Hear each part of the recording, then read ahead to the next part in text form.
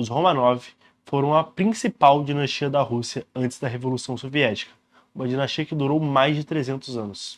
E Nicolau II, o último imperador Romanov, tinha 4 filhas que eram muito bonitas e morreram de forma trágica. Toda sua família foi fuzilada pelos revolucionários comunistas, de forma covarde. Mas, anos depois, a pequena Anastácia apareceu em Londres. Ou será que era uma impostora?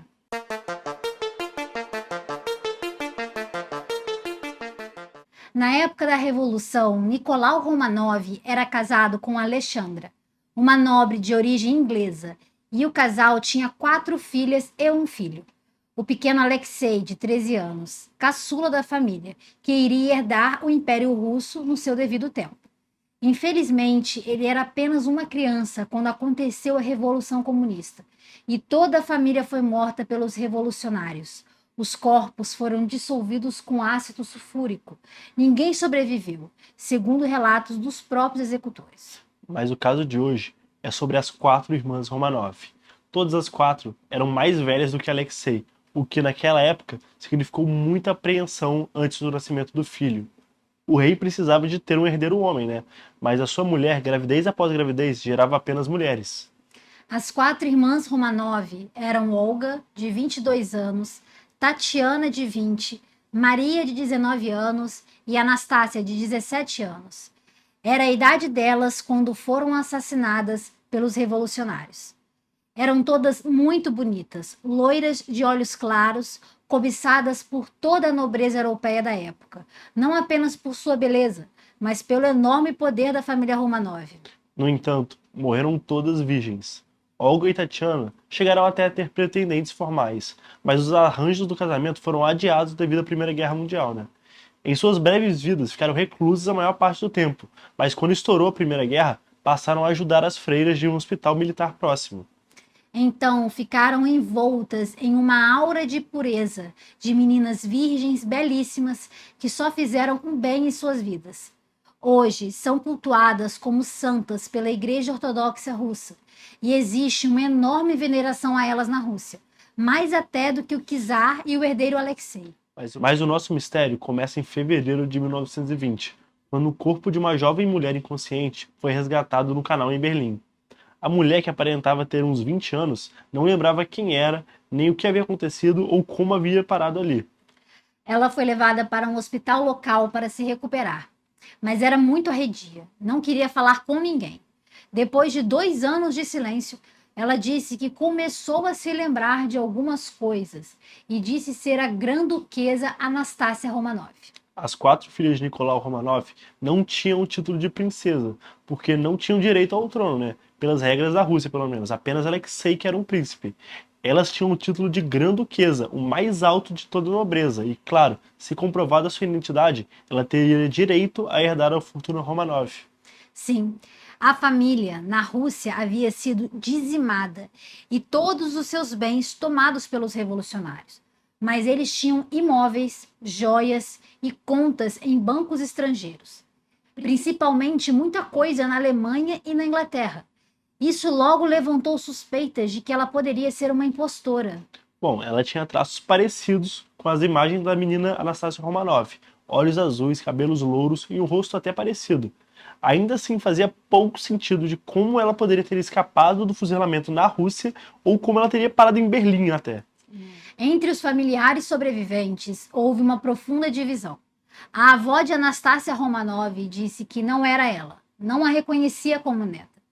Mas a verdade é que a avó teve pouco contato com a neta antes, posto que morava na Inglaterra na época. Mas primos e tios e até pessoas que brincavam com Anastácia na Rússia reconheceram ela imediatamente. Tatiana Podvik, uma criança que brincava muito com ela, reconheceu prontamente. A família ficou dividida, mas a maior parte não acreditava que ela fosse de fato Anastácia, por uma série de inconsistências. Por exemplo, algumas pessoas alegavam que os olhos de Anastácia original eram puxados para o cinza, enquanto o da jovem que dizia ser Anastácia era um azul profundo. Houve muita discussão, porque de fato a cor dos olhos podem mudar conforme a luz e o local. Sim, Por outro lado, o formato da orelha, que era totalmente idêntico ao de Anastácia, e o defeito no pé, que eram exatamente os mesmos que a Anastácia original. Ela tinha muita cultura e educação, indicando que não poderia ser uma mera plebeia. E se fosse realeza de outra família, seria fácil de identificar quem, né? Ela contava casos da infância das meninas, coisa que só o pessoal da casa mesmo poderia ter sabido. Mas, ao mesmo tempo, se recusava a falar russo, sua língua natal, alegando que isso trazia muito sofrimento para ela. A Anastácia original falava inglês, alemão e russo, obviamente. Essa falava apenas alemão bem, inglês mais ou menos e não falava nada russo. Algumas pessoas temiam que ela pudesse ser uma agente soviética, preparada e ensinada com os segredos da família imperial russa pelos próprios revolucionários, com o objetivo de se infiltrar na nobreza europeia, para espionar ou desestabilizar os governos. Independente se ela era ou não era Anastácia, ela acabou sendo aceita na nobreza europeia e na alta sociedade americana. Morava de cortesia com nobres que acreditavam nela, frequentava bailes e mais jantares. Mas em 1928, um grande conjunto de pessoas da família Romanov emitiu uma carta dizendo que claramente não era Anastácia Romanov. O objetivo era claro: deixar ela longe da fortuna da família. Afinal, se não houve descendente vivo, a fortuna é distribuída entre os parentes colaterais. Mas, se ela fosse mesmo Anastácia Romanov, ela teria direito a 100% de tudo. O problema é que, se havia de fato fortuna Romanov escondida nos bancos europeus, ela nunca foi encontrada. Todos os documentos e propriedades provavelmente foram destruídos junto com os Romanov em Moscou e São Petersburgo. Então, se havia imóveis ou contas bancárias no nome deles, ninguém sabia. Talvez os Romanov não estivessem tão bem de dinheiro assim, não dá pra saber. Ou alguém pode simplesmente ter se apoderado do dinheiro. Afinal, quem iria provar que havia tanto dinheiro Romanov ali naquele banco sem os documentos? O fato é que, quando perceberam que, mesmo se fosse provado que ela era uma nobre, ela não teria um tostão furado, o interesse na suposta Anastácia Romanov diminuiu. Ela ficou reclusa por muitos anos, até que em 1968 ela se casou com um empresário americano, se mudou para os Estados Unidos, em Charlottesville, na Virgínia. Ela ganhou sua primeira identidade oficial, Anastasia Manahan. Ela viveu nos Estados Unidos até a sua morte, em 1984. Morreu sem nunca ver seu caso provado ou desprovado. Morreu dizendo ser Anastácia Romanov. Mas você sabe que, alguns anos depois, os testes de DNA foram inventados. E esse caso pôde finalmente ser esclarecido em sua totalidade. Sim, mas antes de falarmos do resultado, diga nos comentários, o que você acha? Ela era Anastasia Romanov ou não era? Se não era, como poderia saber de tantos detalhes da infância das 4 irmãs Romanov? Como poderia ter a mesma orelha e o mesmo defeito no pé do que a Anastácia original? E se era, como poderia não falar russo? Seria sua primeira língua. Verdade. Aproveita e clica no botão de curtir e não deixe de se inscrever no nosso canal. Bem, em 1994, 10 anos após a morte, 10 anos após a morte, após a queda da União Soviética, o governo russo permitiu a investigação do caso do assassinato da família Romanov. E os pesquisadores encontraram restos mortais de todos os 7 corpos da família. O pai, o czar, a czarinha, o caçulinha Alexei e de 4 mulheres irmãs e filhas do casal.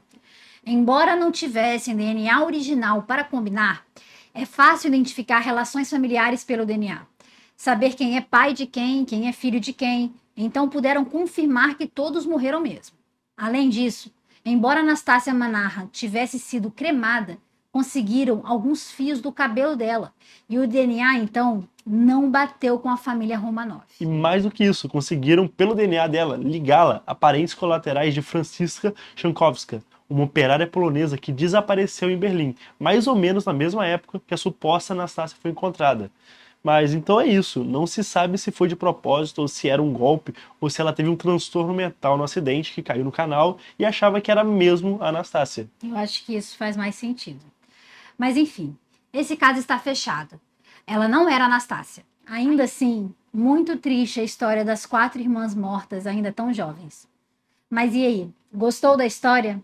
Não esqueça de deixar o seu like. E de se inscrever no canal, hein, para ajudar a gente a crescer, hein. Obrigado e até a próxima. Até a próxima e que a Deus esteja com vocês.